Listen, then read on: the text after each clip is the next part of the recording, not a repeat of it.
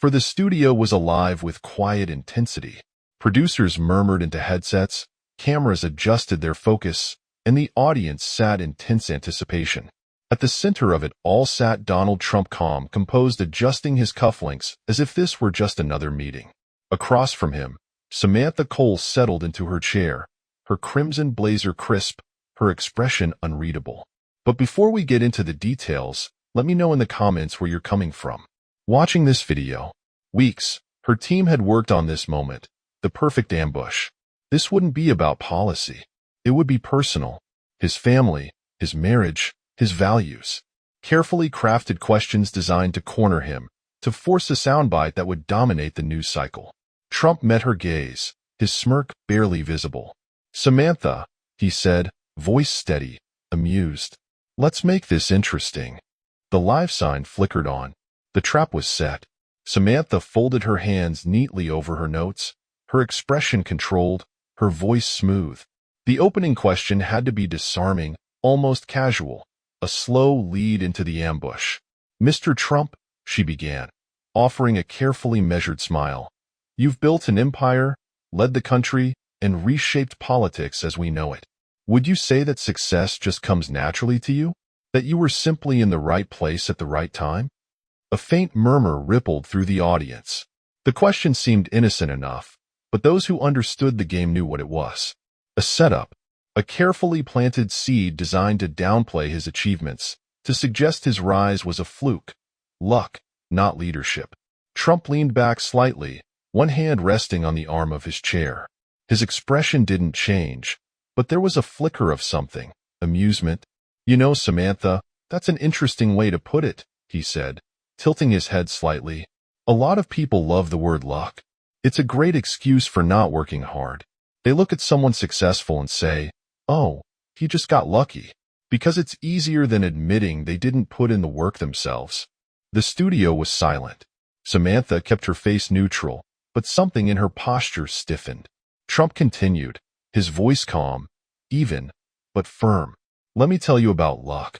Luck doesn't build skyscrapers. Luck doesn't create thousands of jobs. Luck doesn't negotiate billion-dollar deals, and it sure as hell doesn't put you in this chair." He gestured to the stage around him. "That takes something else. You know what that is, Samantha?" She hesitated for half a second.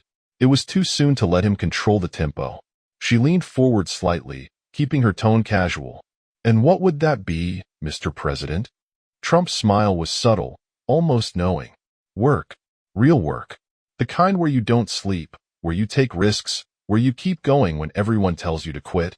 He tapped the armrest lightly. "I've made deals that people called impossible. I've built things that others said would fail. And every step of the way, someone was waiting to say, 'It's just luck.'" He shook his head.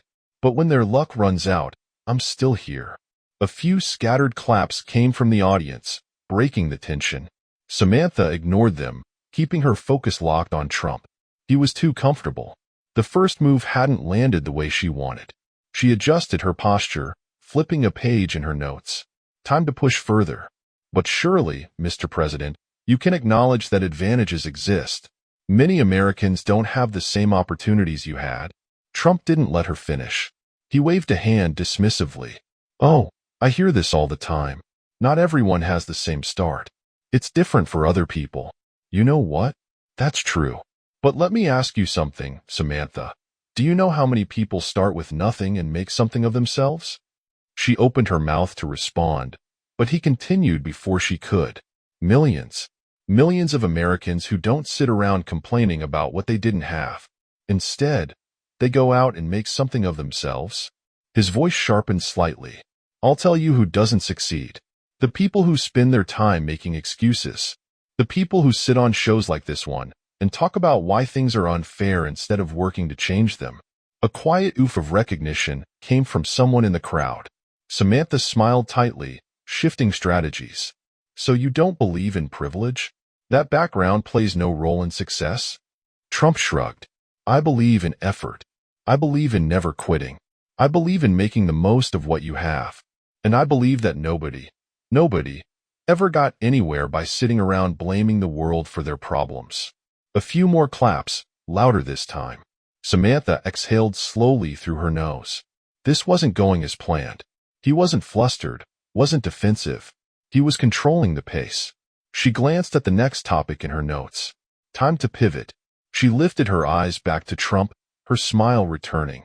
Speaking of perseverance, let's talk about the people who have stood by you through everything. Your family. Trump's expression didn't change, but something in the air shifted. Samantha could feel it. This was the moment to strike.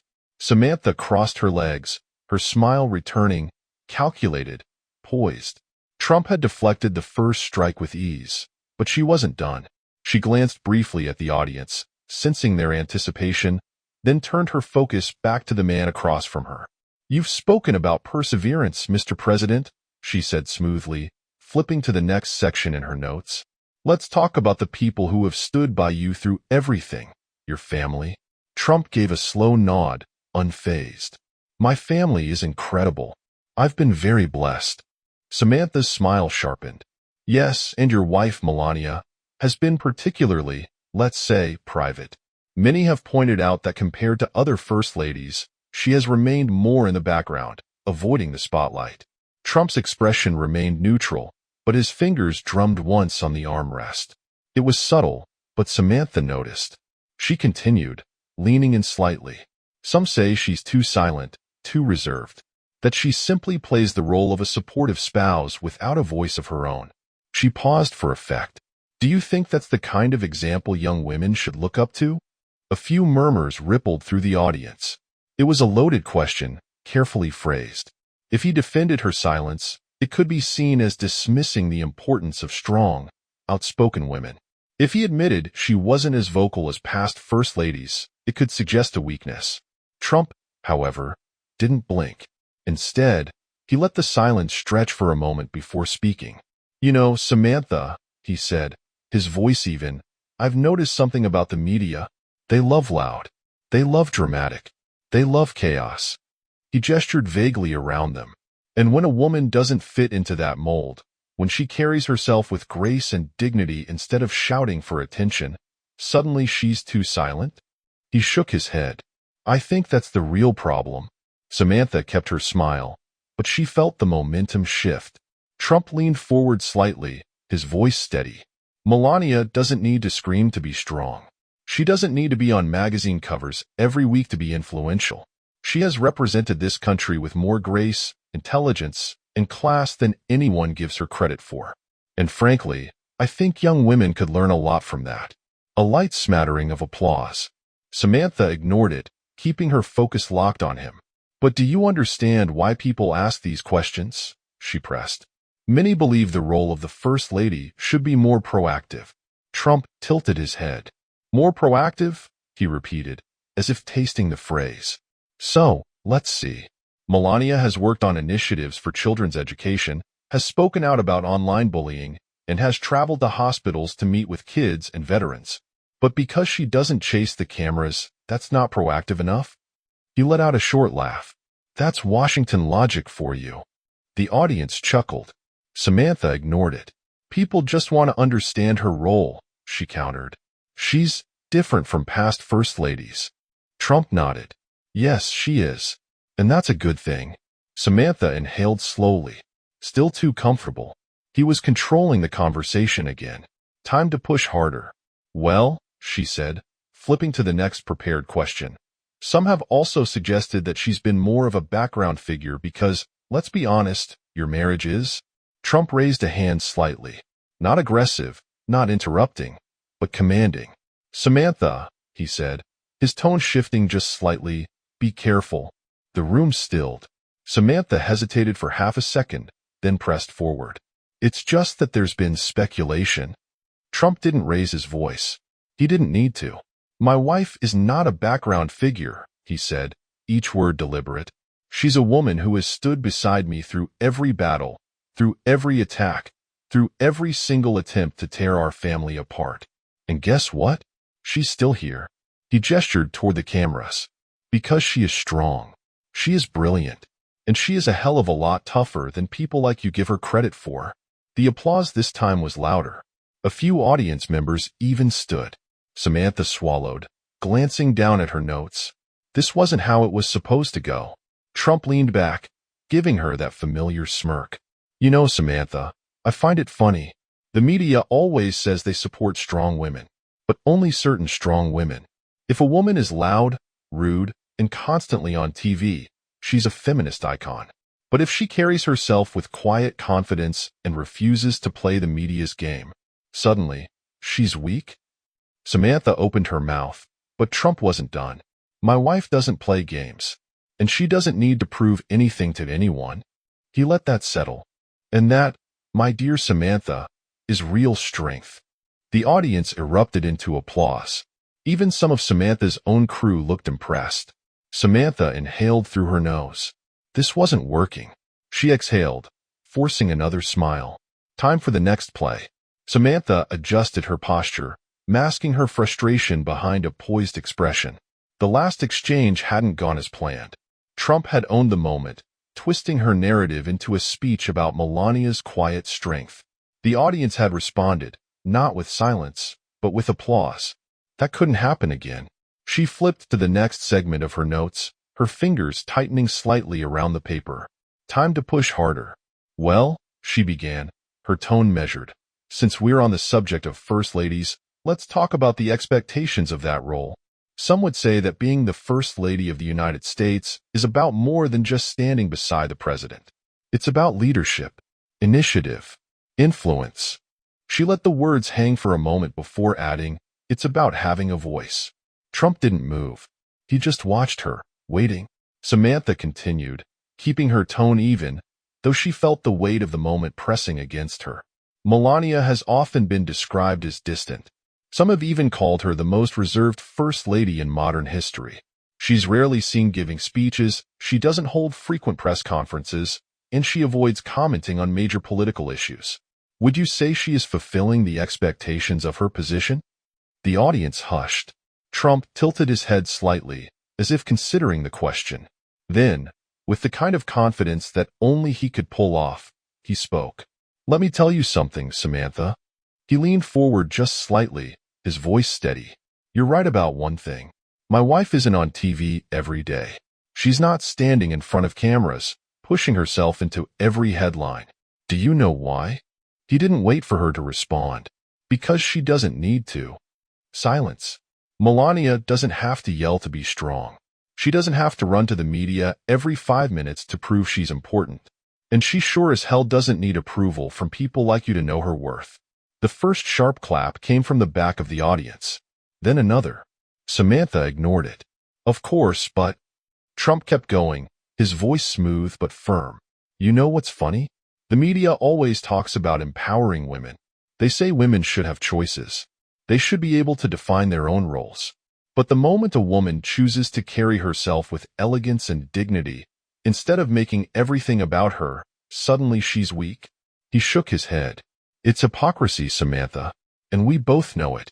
Samantha felt a flicker of frustration rise in her chest. He was flipping the script again. She exhaled slowly. Stay on the attack. Well, Mr. President, she pressed, I think what many people want to know is, if Melania had a stronger voice in your administration, if she spoke out more, if she took a more political stance, would you support that? Trump grinned. Oh, absolutely, he said easily. I support Melania in everything she does. Always have. Then, with a knowing smirk, he added, but I also respect that she knows when to speak and when to listen. That's a skill more people could learn. The crowd laughed, some clapping louder now. Samantha's jaw tightened. She had to regain control. She glanced at her notes, then looked up. It was time for a more direct hit. You know, Mr. President, she said smoothly, some critics have suggested that Melania's reserved nature isn't a personal choice. That may be. It's a reflection of her role in your marriage. The audience murmured. Trump's expression didn't change, but the air in the studio did. Samantha pushed forward. There have been rumors, claims that Melania isn't truly happy in the marriage, that she is more of a symbol than a spouse, that she stays out of the spotlight because... Trump leaned forward, cutting her off, not loudly, not angrily, but with a quiet, controlled force. Samantha. The single word stopped her cold. A silence stretched between them. Then Trump spoke, his voice lower, sharper. I'm going to give you a little advice. He adjusted his cufflinks, calm as ever. Be careful how you talk about my wife. The studio was dead silent. Samantha swallowed. She could feel every camera locked on them. She had pressed too far, and she knew it. Trump let the moment sit, let the weight of his words settle. Then, finally, he leaned back and smiled. You see, Samantha, he continued, easing back into confidence, you're trying to sell a story that doesn't exist. You want a scandal. You want drama. You want clicks. He shook his head. But here's the truth.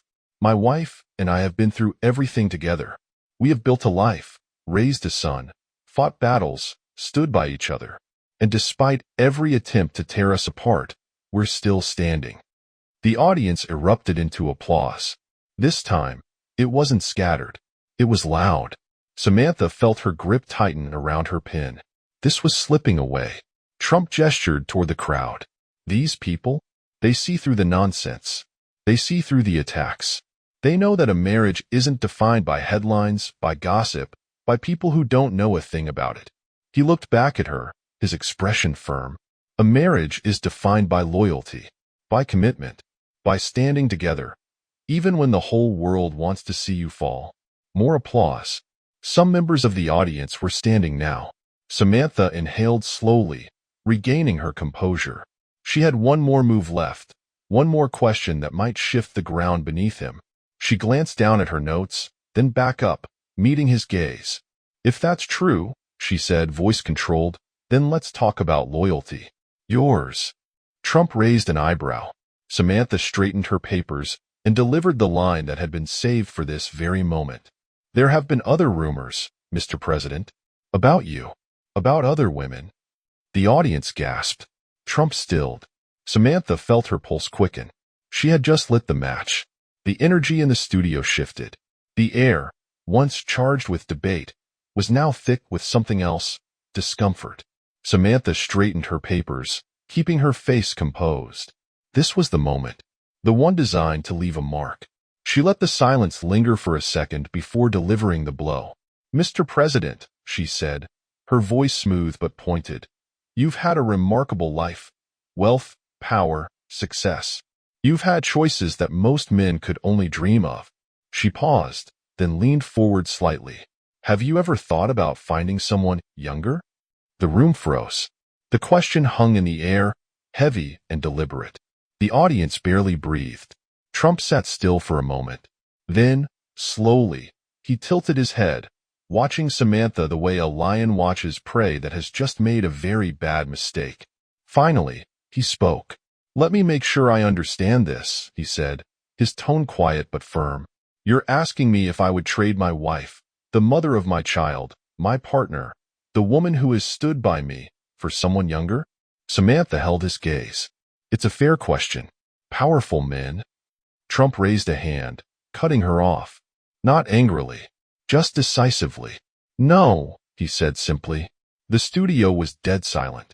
Then, he leaned forward, his expression unreadable. Samantha, do you know what real success is? What real power is? She didn't answer. He nodded slightly. It's not money. It's not buildings. It's not even winning elections. His voice sharpened. It's knowing the people you love will still be by your side when the cameras are off, when the headlines fade, when the world moves on. A pause. Loyalty, he said, letting the words sink in. That's real power. Samantha swallowed. Trump continued, his tone unshaken. I've built towers. I've made deals. I've had everything thrown at me. Scandals, lies, attacks. But through all of it, one thing has never changed. He let the moment stretch. Then, with absolute certainty, he said, my wife is still here, and I wouldn't trade her for anything. The audience erupted. Applause. Cheers. Even some standing ovations. Samantha's jaw tightened. She hadn't expected this. Trump leaned back, letting the reaction settle before delivering his final strike. And you know what's funny, Samantha? He asked, smirking now. People like you say they support strong women, but when a woman chooses to be loyal, private, dignified, you attack her for it. More applause. Samantha exhaled slowly. She had lost this round. Time to move to the last card she had left. Well, she said, forcing a smile, if loyalty matters that much to you, let's talk about yours. Trump arched a brow. Samantha flipped her page and looked up. There have been claims, she said carefully, that your loyalty is selective. The audience murmured. Trump's smile didn't fade. He just gestured for her to go ahead. Samantha felt control slipping away. She needed to pivot, fast. Well, Mr. President, she said, forcing a smooth tone, since we're discussing loyalty, let's shift to politics. Trump chuckled. A slow, knowing chuckle. Nice try, Samantha, he said, shaking his head. But we're not done talking about this. She hesitated. Excuse me? Trump leaned in, his voice calm but unyielding. You wanted a scandal. You wanted me to flinch. He smirked. I didn't. The audience chuckled. Samantha's grip on her pin tightened. Trump's voice hardened. You don't understand real relationships. You think loyalty is for show, for clicks. But real loyalty? It's built on trust, respect, and standing together, even when the world tries to break you. The audience erupted. Trump let it breathe, then delivered the final blow. My wife has been through everything. She has been attacked, ridiculed, disrespected. And yet, she remains graceful, loyal, unbreakable. More cheers. Samantha exhaled slowly. She had lost. Trump sat back, spreading his hands. And that, Samantha, is what real loyalty looks like. The crowd roared. Samantha glanced at the clock. One last shot. She straightened. Well, Mr. President, since we're talking about battles, let's discuss your biggest one yet. Trump raised an eyebrow. She turned the page in her notes. Your legacy. Trump didn't flinch. He simply smiled. Oh, my legacy? He spread his hands. I think we're watching it right now. A murmur rippled through the audience. Samantha pressed forward. Some say your presidency has been divisive.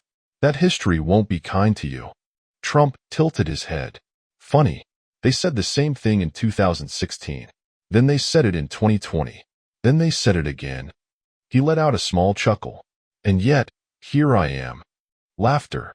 Applause. Samantha tightened her grip on her pin. So you don't care how history remembers you? Trump's gaze locked onto hers. This was the final moment. No, Samantha. I care about America. He leaned forward. History will remember me the way it should. As someone who fought, who stood firm, who never let the media. He gestured at her. Control the truth. The audience erupted. Samantha exhaled sharply. It was over. Trump sat back, adjusting his cufflinks. He had one. As the cameras faded to black, social media exploded. Clips of the exchange went viral within minutes. Samantha Cole became the face of media bias, while Trump supporters hailed it as one of his greatest interviews. And just like that, this moment entered history. Triumph. Unshakable. How do you feel about such interviews, in which the initiative takes over the current, against whom all the barbed questions were set up? Share your thoughts in the comments. Let's discuss if this story resonated with you. Support the channel, put a like, subscribe, and click on the bell to not miss new releases. Let's talk about things that really matter.